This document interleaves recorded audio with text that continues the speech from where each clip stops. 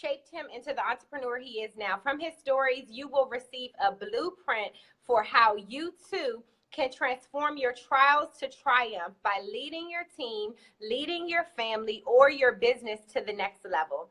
Sharp leadership is for those who have been counted out, for those who face seemingly insurmountable obstacles, for those who felt stuck in their circumstances, are unclear about how to navigate corporate America, are trying to build cohesive military teams. And Sharp Leadership inspires and offers strategies on how to lead from an authentic place, how to overcome adversity with sanity, okay? And also how to form a tribe of supporters and make every circumstance a learning opportunity. So we are super excited to welcome Carl Sharperson Jr. Hi, Carl. Hey, how you doing? I'm good. How are you? I'm doing good. Awesome. Well, I have introduced you, and everyone is waiting and ready to hear from you, okay? So my first question for you is, as your title suggests, Carl, you had to overcome many adversities in your life to become a great leader and now an author. So can you describe the journey that prompted you to write this book? Well, it probably started when I was diagnosed with cancer. I started doing some journaling during that time period. And then after I got through that, I went through some training and decided that I wanted to launch my business. So I was thinking about that. But I had a difficult time trying to put everything on paper, making it flow, grammatical errors and things like that. So my daughter actually called me and prompted me to write my book and connected me with you. And then I worked with you, and because I had a lot of information in my head, there were a lot of things that I had done, a lot of experiences that I'd had, and I wanted to take it out of my head and put it on paper to leave a legacy and a roadmap for my children as well as other people. My belief is you don't have to be a crash dummy. Let somebody learn from somebody else's experience. Learn from my experiences, stand on my shoulders, and you don't have to, and so you can, get a jump start. That is such good advice. Don't be a crash dummy. I love everything you said. You wanted to journal your thoughts and journal your journey. I love that. Journal your journey. Okay, so Carl, you entered the Navy at a time when there was a lot of race tensions in the United States, and you were one of few African Americans in the Naval Academy. And this was what, in like 1970s, right? Yeah, it was a long time ago. I wasn't born then, okay? So I don't know, but take us back to that time of segregation and really what it was like being like the only Black person in the Naval Academy in Annapolis. Well, it started before that. When I integrated a school, I moved from Washington, D.C. to Virginia to integrate a school, and that was really the first introduction to people that weren't Black. And I learned a lot of things about people. I learned that people really want the same thing. If you can take the mask off of them, they want to be loved, they want to do well, and they want to be successful. So everybody really wants the same thing. We all bleed red. So I learned a lot of things. I went from people calling me names to becoming my best friend. So I understood that if you were with someone enough time, then you would get to know them, get to love them and respect them. So when I went to the Naval Academy, and I was the only one in my company, one of a few in the whole brigade, then it wasn't foreign for me because I knew that I could compete. I knew also that everybody wanted the same thing if you can spend enough time with people and really get to know them.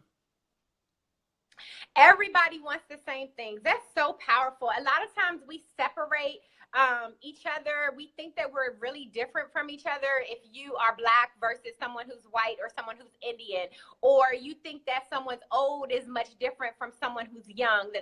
But you found throughout your journey, and I want you to kind of take us through just in like bullet points. If you can think, you guys know I'm a writer, but if you can think in terms of bullet points, if you can like kind of list out the different places where you've been and the different positions you've held, and how did you come up with and realize that everyone wants the same thing, that we're not that different?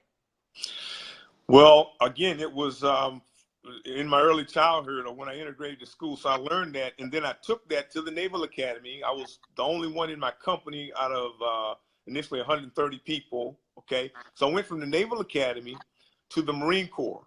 I was the only black pilot in my squadron. Okay, I went from there. I went to Procter & Gamble. Procter & Gamble had a few more blacks.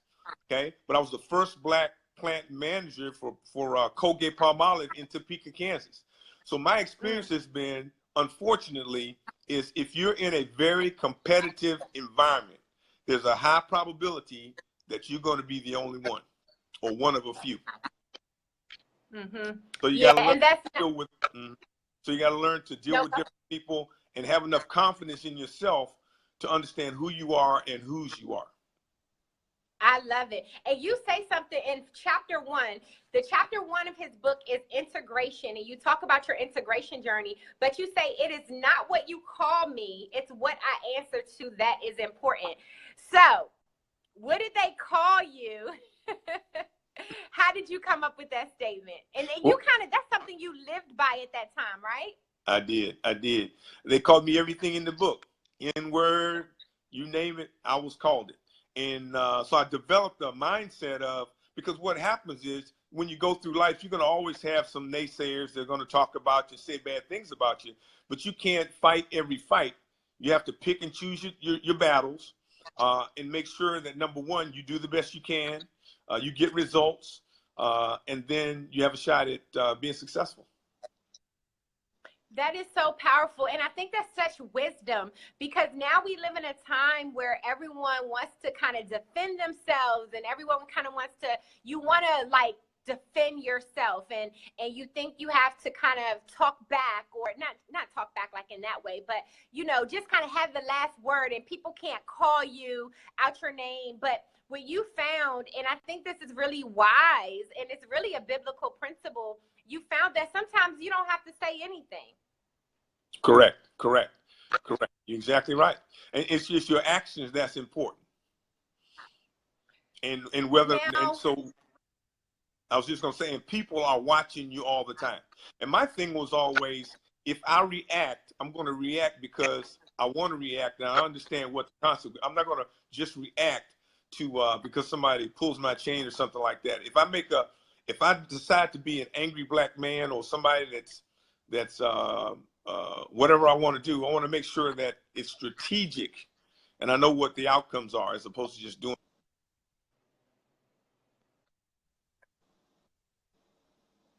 So it's important that we think through the outcomes before we act. I like that. This is a writer tip, guys. So every so often during this show, Write What's Real, I'm going to stop to give you guys writer tips, okay? And so this is a writer tip. One way I found this out because I used to be a firecracker, and I used to respond to things without thinking them through, and I wasn't ready for the outcome a lot of times. So one thing that has helped me, besides, you know, being in Christ now, but is writing out my response ahead of time. So thinking through some of the things that you might go through, you can actually determine how you're going to respond before it happens. And it sounds like with this tip, it's not what Carl says, it's not what you call me, it's what I answer to. It sounds like that's kind of what Carl did. He decided how he was going to respond to certain situations even before they happened. So he knew he was the only black person in his high school, or one of few black people in his high school and in the Naval Academy. And so he knew people were going to call him the N-word, and people were going to say things about him to try to make him feel inferior. But he decided even before those things happened how he was going to respond. Is that correct to say? That is correct. You're teaching.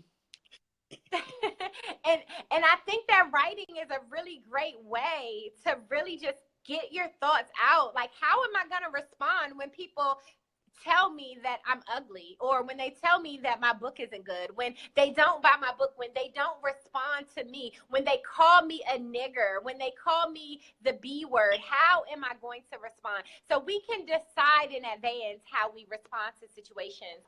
Okay, Carl, one other thing, I mean, I love his book, guys. It's this little book of just wisdom. I just want you to, you know what, we're going to just go off topic here. I want you to pour into us, Carl, some of your top leadership, because you've worked at, I mean, companies that we're like, what? You worked at Procter and Gamble. I mean, you were high up leader, you know, training people, training leaders, executive leadership coach in these amazing organizations. So you have had to kind of come out with some wisdom in your journey, and now you have your own business. And so tell us just some of the top leadership tips or wisdom, words of wisdom that you've gained on your journey. Okay. I'm going to use the acronym QRBS. The Q stands for quitters never win and winners never quit. Hold on. Before we, hold on, Carl. Okay, we need a scribe. Who's going to be a scribe? We need a scribe to kind of put these tips down in our chat room. So if you hear something, just type it as you hear. Okay, so we need some scribes. So if you guys, this is a writer show, so you guys have to write with us. We're creating history here, right? Okay, so repeat number one again. The Q is? Quitters never win and winners never quit. And what I have found is, because there are a lot of times in my life that I wanted to quit. And it started back in high school when my coach gave me a lecture that said that quitters never win, winners never quit. If you quit your the football team, you might quit school. If you quit school, you might quit your wife. If you quit your wife, then you might quit your kids, because once you quit once, it's easier to quit the next time. So having that mindset, and what happens is, if you stay in the game long enough, a lot of times other people will quit and peel off if you just stay in. The next tip I would consider to be is R. The R stands for relationships.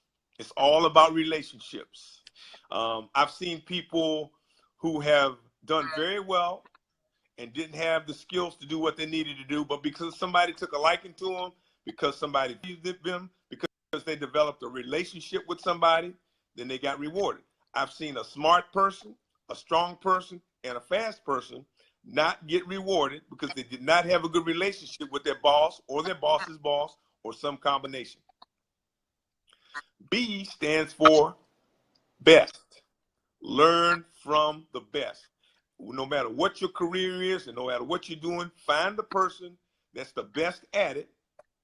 Tell them that you want to sit feet and learn from them, and they will tell you the secrets to what they know. There's no need to reinvent the wheel if somebody's already been there. I met with, I was a young manager at Procter & Gamble, Fortune 500 company, and I went to a mentoring program, which was founded by the president. And I wanted to meet with the president. And I said, okay, what can I do to meet with the president? So at this reception, I went up to him and said, my name is Carl Sharperson. We don't know each other, but we have something in common. He said, what's that? I said, well, you believe in mentoring young men, and I do the same. He says, wow, that's interesting. I said, I would like to talk to you about that. How would I make that happen? He said, well, call my administrative assistant and get on my calendar. 2 weeks later, I'm meeting with the president of Procter & Gamble in his office for 30 minutes. I have never been turned down when I ask somebody, can I sit at your feet and learn something from you? Okay, so that's learn best. The last one is S. S stands for keep it simple. When life gets tough, people start throwing stuff at you. When life gets complicated, it could be sickness, it could be family. It doesn't make any difference what it is. What you got to do is simplify. When I was diagnosed with cancer, life became very, very simple. What are the top three things? Faith, family, and friends. So anytime you're going through trials and tribulations and struggles, slow it down, come up with the top three things, live day by day, hour by hour, minute by minute. QRBS.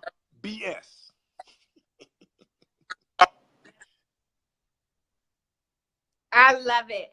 Carl, okay, I want to read something, guys. He talked about quitters never win, winners never quit. That's actually the first tip that he gives in chapter 2 of his book, which is called The Sports Arena is Just Like Real Life. So I want to read just the first paragraph of this chapter.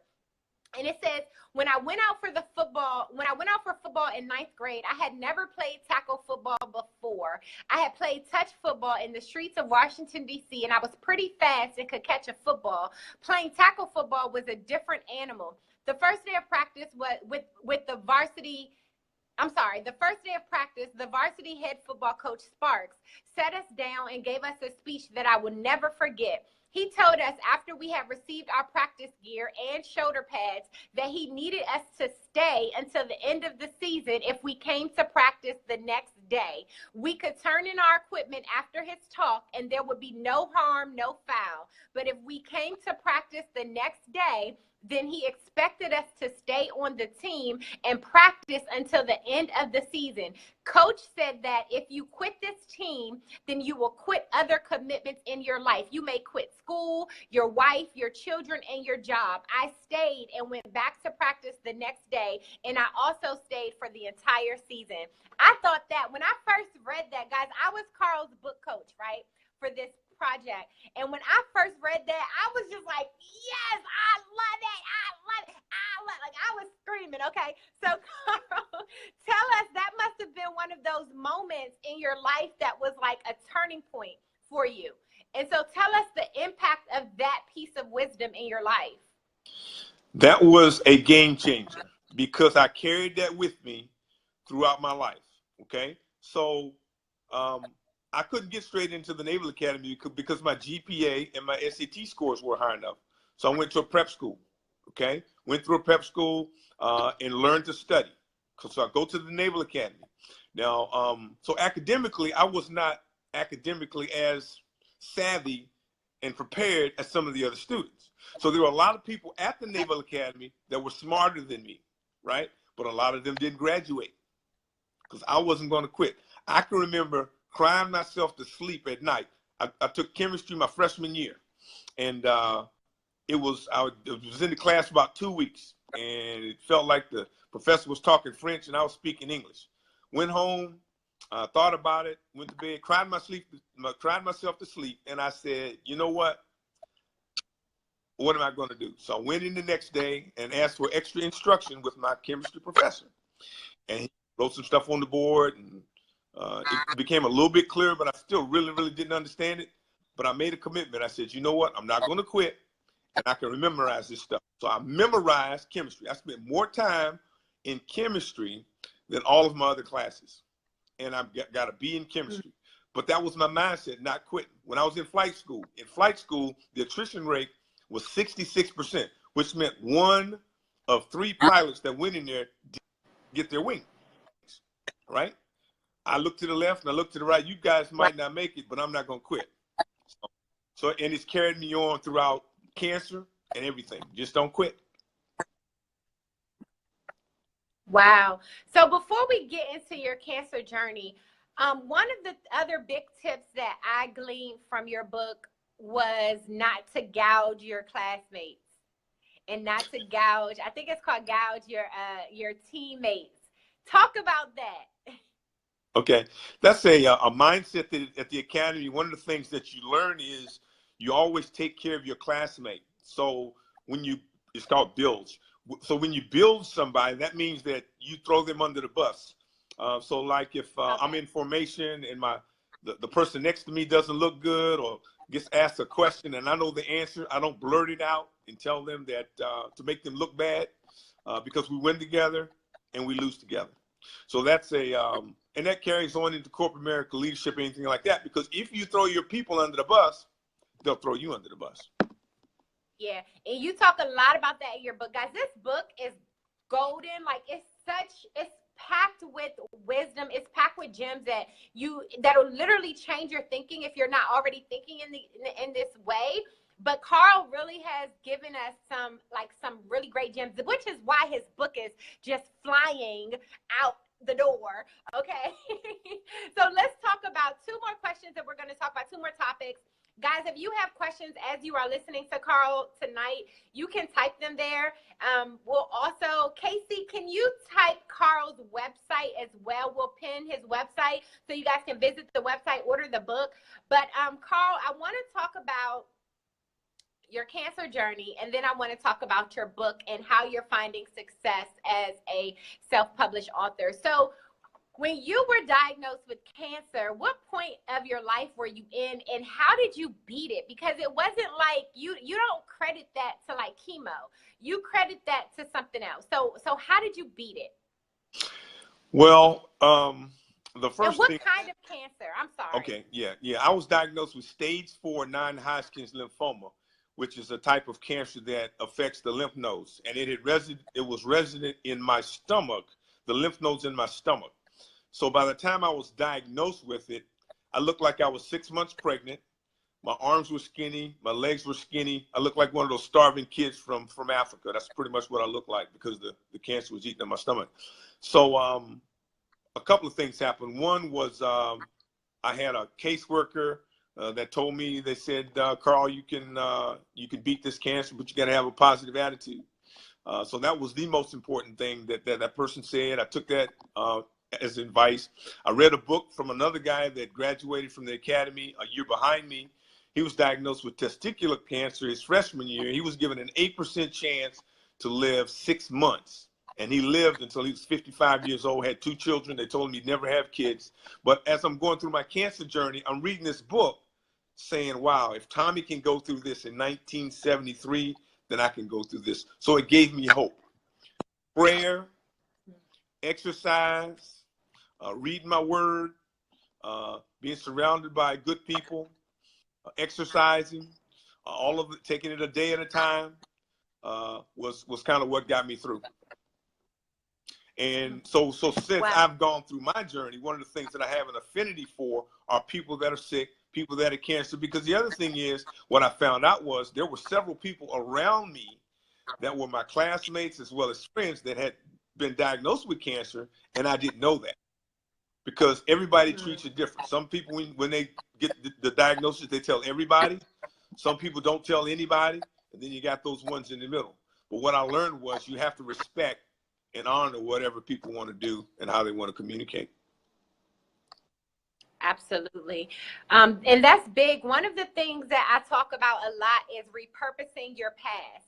So repurposing your past experiences into something that will help others, whether that is a book, whether it's a ministry, a brand, whatever it is. But Carl and his wife, who's also on here, Miss Jackie, they have repurposed that experience going through cancer into kind of a ministry, and they help other couples and also spouses. Talk about that, the effect of cancer. And I wish we could bring your wife on as well, but the effect of cancer on caregivers and on your wife and you, and now what you guys are doing. Yeah, one of the things that I learned, and I didn't really realize this until after I was on the other side of my cancer journey, was the real H that I took my wife through. In a lot of cases, it's worse on the caregiver than it is on the person that's going through the cancer, because they're watching and they can't do anything about it. And if you look at people that are caregivers for a long time, my wife was a caregiver for 6 months. It seems like an eternity. But when you have caregivers that are caring for people for years and years and years, it just wears on them. So one of the things that we learned was we don't ask people, can we help? Because if you ask the average caregiver, can I help you? They'll say, no, I'm good. And they could be dying on the vine. So what we do is we find out what the need is and we help them. Might take them a meal, might sit with somebody to give them a break, pray with them. You know, all that stuff is important. So that's what people did for me. That's what was important. So that's one of the callings that we have. So my wife can talk to the caregivers. Because her experience is different than mine. And so she has credibility with that, like I have credibility with the cancer person. That's another tip, guys, if you're taking notes tonight, is when you see someone who's hurting, who's suffering, caregiver or the actual person, you don't have to always ask how you can help them. You just help them. And I think that's a key. That's like a major key alert. Yeah, it is. For those of you, it's like, you know, sometimes you just got to get in there and do what you know needs to be done, because people have pride. Some people just don't want to feel like they're burdening you. and so they won't vocalize when they need help. And so as believers, which most of you are, you know, we need to be looking for that opportunity to be the hands and feet, the hands and the mouthpieces of Jesus on earth. So sometimes that's just stepping in and doing what we can do when we know something needs to be done. Okay, Carl, let's get to the good stuff, okay? Because some people are here and they're like, okay, all of this is great, sir, but Natasha said that you are selling lots of books. And when I say he is selling lots of books, let me tell y'all, one thing is Carl is like my VIP client. And he's like, when I tell you he's VIP, he's VIP.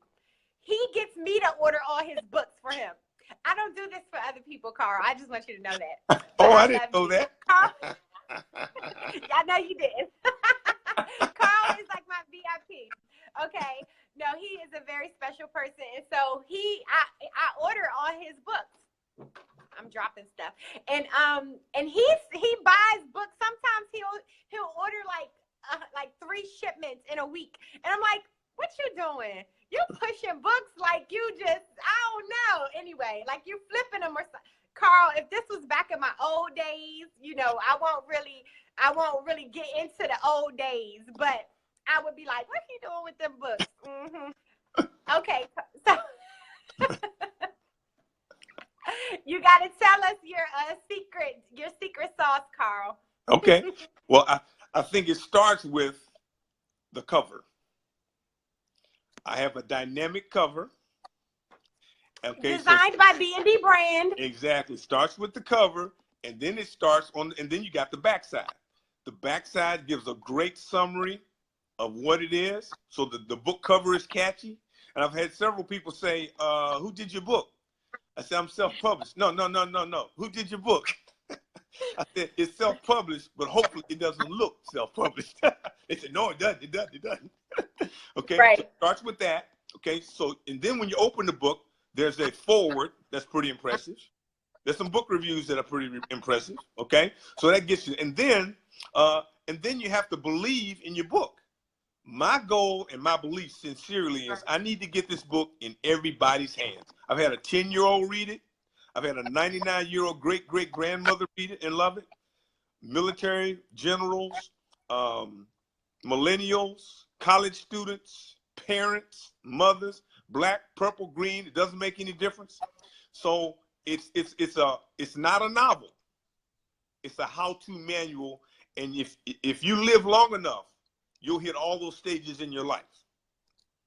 The whole thing. So it's the passion of being able to, and then you tap into your network. So I did pre-orders, tapped into my network, people that I know. Okay, so they bought the book. I think I sold maybe 100 of those before the book even came out, just by my website and communicate with my people. Okay, then I take those individuals along with friends. Okay, and then I just look for conferences. Tonight I was at a church conference. Monday I spoke at the Clemson the Clemson MBA program. So I sold some books there. Go to event shows, and everyone's a customer. I was at Hardee's meeting with the guy. Matter of fact, I was at Hardee's, and the guy bought my book, and he brought me the money. So we're sitting there talking. So this guy comes in, he starts eating lunch, he eats lunch, and as he was leaving, he saw my bag. My bag had a Marine Corps emblem on it. So he said, which one of y'all serves? I said, I did. He said, oh, thank you for your service. I said, what do you do? He says, I'm an insurance guy. I said, wow, you need to get my book. He bought a book. I always keep them with me. Okay, they're in my briefcase. Easy to get to. I have my children getting them out and talking to people. And I'll tell you a quick story. My daughter works at a company, and there was a superintendent, a retired superintendent that was working there. He read the book, and he was going to do a retreat. All he does is meet with superintendents. He did a week-long retreat in Jacksonville. He said, Carl, I'm going to buy 10 books, and I'm going to get these books in the hands of superintendents. So that's what he did. So it's just working it. You working it. Let me tell you. And let me just say, Carl, I'm going to back up. He talked a lot about his book packaging. Guys, book packaging is very, very important. You could be a self-published author, and there's a difference between self-published authors who look like self-published authors and their books look like self-published authors than self-published authors whose books do not look like they're self-published. And I'm gonna do a separate video. It's probably gonna be I'll probably do a separate broadcast in different ways to make your book look professional and not like you're self-published. But one of the big things is you see a lot of authors who want to have their pictures on their book covers. That is a surefire way for self-published authors for people to know that your book is self-published. If no one knows you, why is your picture on your cover? I won't go into that unless it's a branding thing. But sorry. I'm terrible sometimes. Anyway. But the other thing Carl did was he really worked his network. He got book reviews, okay? He got people to exactly, Casey. He has someone to write a foreword. He also markets himself really well in his book, and then he has a really great package. He also, one of his target audiences is the Navy, so this seal is something that anybody in the Navy would be able to recognize, and only Carl knew that. I wouldn't have been able to say, I think we should have this little, eagle on the cover. I wouldn't have known to do that, but Carl knows how. Thank you, Casey. Carl knows how to reach his target audience. So you have to know how to reach your target audience with your cover. Casey Sharperson and I kind of partnered on putting together this back part, the text on the back. And Casey is an amazing coach. You guys need to follow her. She's super brilliant, just brilliant, period. I have to have Casey on here. Casey, we need to write your book so you could be on here.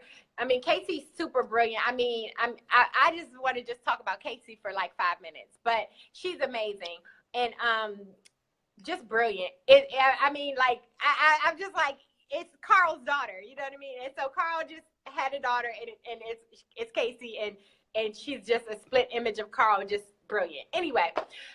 So the other thing that Carl is not afraid to do is talk about his book and share it with everybody, guys. I cannot tell you how important it is to not be afraid of your book. You put all this work into it, and you better share it with the world. Right, Carl? Amen. Amen. You preaching. You preaching. Listen, it's important because, I mean, I've written books where go ahead. Here's a couple of things that I was saying. And it's not cocky, but I'll tell people that it's a must-read book. It's a book that will help you overcome adversity in any environment, any stage of your life. Okay. The other thing I'll tell people is, after you read the first 66 books, then that's number 67. 66 books in the Bible. After you read that, get number 67. That's it. I love it. Sharp leadership is right after Revelation. No. Okay, guys, if you have questions for Carl Sharperson, now is the time. This has been such an amazing conversation. Carl, if you could give one tip for people, because this is a leadership manual, but it's real. It's your story and it's your wisdom. And I think it's so important. You guys know, like, after Jesus, like, my new tagline that I've been sharing with everybody, that I shared it today, guys. I had a presentation in class and I had to talk all about B&D brand and how we help people publish books. And they said, if you could describe yourself in one word, what would it be? I said, it wouldn't be one, it would be 4. I share stories and I share Jesus. And so after Jesus, sharing stories is like my big thing. So Carl, if you could give people advice, give writers one advice for how to write what's real to them, what would that be? Well, I was going to mention this, and you brought it up, because one of the things that people talk about in my book is the fact that it is it's easy to read and it's transparent. People like transparency. And it was so transparent that my wife said, I don't think I want to be out there like that. but that's, people want reality. There's enough fluff stuff going on. People want people to be real. So I'm human, and it's authentic, and people like that. Mm-hmm. Yeah, you're the two biggest tips that I received when I published my first book, Carl, were those same two words. It's transparent and it's easy. Well, those same two things, transparent and easy to read. That's some of the best advice you can get as an author. If you publish a book and people say your book is so transparent, you need to be like, yes, thank you, Jesus. And if they say it's easy to read, I've read it in one sitting, that's great too. There is something. And when you look for a publishing deal, guys, I'm gonna give you some words of wisdom here. They're gonna want your book to be a certain size, and they're gonna say you have to have 60,000 words, 70,000 to 80,000 words, depending on the type of book that you're publishing. But if you are a self-published author, you need to take advantage of the fact that you can make your book however big and however small you want it to, and make that a part of your marketing. My first book was only 12,000 words, and I made it a little pocketbook, but it changed my life, and it changed a lot of other readers' lives forever. And so if you're self-published, you can break rules. You can break all the rules. You don't have to make anybody, kind of make you fit into a box. You can literally break rules for the good of your book, your brand, and your readers. Okay.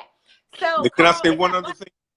Yeah. Oh, yes, the other thing I think that's with the easy read piece is when I'm writing something, because I've been a lot of places and there's a lot of jargon / slang, military slang, corporate slang, and stuff like that so if I'm writing it just by myself, then I'm not sure everybody can understand it. But when you ask me questions about it, if you understand it, then, and you don't know anything about what I'm doing, then anybody can understand it. So that's important. Yeah, absolutely. And we did work a lot. It wasn't Carl was on the right track anyway. He came to the table. He was one, for those of you who joined late, he was one of my book coaching clients. And he came to the table with just a lot of wealth of knowledge. It's all him. I didn't ghostwrite this book, y'all. I know a lot of you guys know I'm a ghostwriter. I did not ghostwrite his book. His book is all him. And we only had to just touch it up, and really just, Carl was so consistent and diligent about getting this book done. And when he was one of my clients that I've never seen someone go through our book coaching process really as fast as Carl. And what happens is when we do book coaching, I will schedule a series of 4 meetings with our clients, and they're 1 week apart. Never do our clients finish what we worked on, like as far as with their book, what we worked on 1 week, what we worked on, and before the next meeting. Before every single meeting, Carl had his chapters done that we worked on in the previous meeting. And so literally, I think he wrote his book in like 4 weeks in our book coaching program. 4 to 6. It wasn't longer than 6, but I think it was about 4 weeks. And then he was ready to publish. And he was trying to leave me in the dust, guys. He was serious. He was so serious. I was like, okay, Carl, wait a minute. Can I say one other thing about that? The whole process, the way it kind of worked is, once I started doing stuff, a lot of stuff kind of fell in place. You got it moving, and I called somebody and said, can you do my acknowledgement? Can you do a book review? And so so you got to keep it moving. And because anyway, it all kind of fell together, and it just turned out very well. But if you just always saying, if you never get started, you never get done. And then once I got started, it was almost, I've never birthed a baby, but it felt like that. It felt like what I heard about birthing a baby is once I started, I had to get it out. And then once I had to get it out, I had to get it in on the bookshelves and in people's hands. Yes. Casey says it's momentum. God honors momentum. I love that, Casey. I told y'all need to follow Casey. She dropping gems. Okay. Guys, okay. Is there any questions? Are there any questions for Carl or myself? Carl, tell people where to reach you. I'm going to give people a minute to just ask questions, but tell people where they can reach you. Okay. CarlSharpersonJr.com is the website. It's got everything you want. If you want coaching, if you want speaking, if you want to buy a book, it's a one-stop shop. And that's how they reach me. Tell people, what type of services do you offer, Carl? I do speaking. I do business consulting. I do professional recruiting. I also do business coaching. And that's kind of what I do. Perfect. Okay, guys. Carl, this has been amazing. Thank you so much. Thank you for having me on. You're welcome. And he's my first guest. This is our first show, Right What's Real. I hope you all have enjoyed this show. I am really excited to just share all the amazing authors that I love. They've like become a piece of my heart. So like the first 2 months are probably going to be people that you guys are going to glean a lot from. Carl, I'm going to take you off camera. I want to say thank you, but I want you guys to hang on because I'm going to tell you about next week's show, okay? So thank you, Carl. Okay, thank you. Hugs, kisses. Bye-bye. Thank you, Casey, and thank you, Mrs. Sharperson. You guys got to go and purchase Carl's book at carlsharpersonjr.com. I have no clue how to get Carl off of this camera. Carl, do you know how? Oh, there we go. Okay, so next week, guys, on Right What's Real, a talk show for the writer's soul, we are going to have Leslie Green. Leslie Green is the author of this book, Teach Me PR 101. Leslie is going to be talking all about her new book, but more so, she's going to be teaching you PR skills. So if you are somebody who is starting a business, or if you're in ministry and you want to learn how to get your name out, you want to learn how to reach your target audience, we're going to be chatting with Leslie Green about that. But she's also going to let us into her life. We're going to ask her some questions. So you guys, if you have questions, or if you want to be a guest on the show, email me at connect@bndbrand.com. If anybody is here and you can type that, that knows my email, connect@bndbrand.com. Email us. Our team's going to get back to you. We are so excited about this show. If you cannot see now like how excited I am. Tonight was amazing. Carl was such an awesome guest. And next week we're going to have Leslie Green. She's going to be just as amazing. Every show is going to be amazing. So I need you guys to put it on your calendar to check back here every Monday night at 9:30 for another amazing show. Please share this video, guys.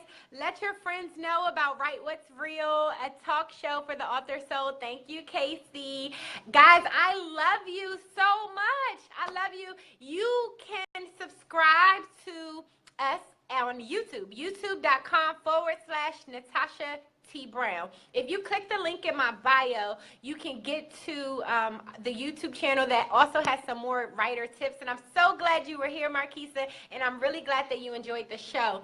Guys, our goal is to upload this on YouTube, as well as some other places. I won't spill the beans yet, but I think that this is going to be very powerful. And prayerfully, you guys got to send me your testimonies. If we inspire you to write, if we inspire you to write your book, your story, or even journal, if we inspire you to write at all, let me know, okay? Let me know what you think about the show, and if you have any guests that you would like to see.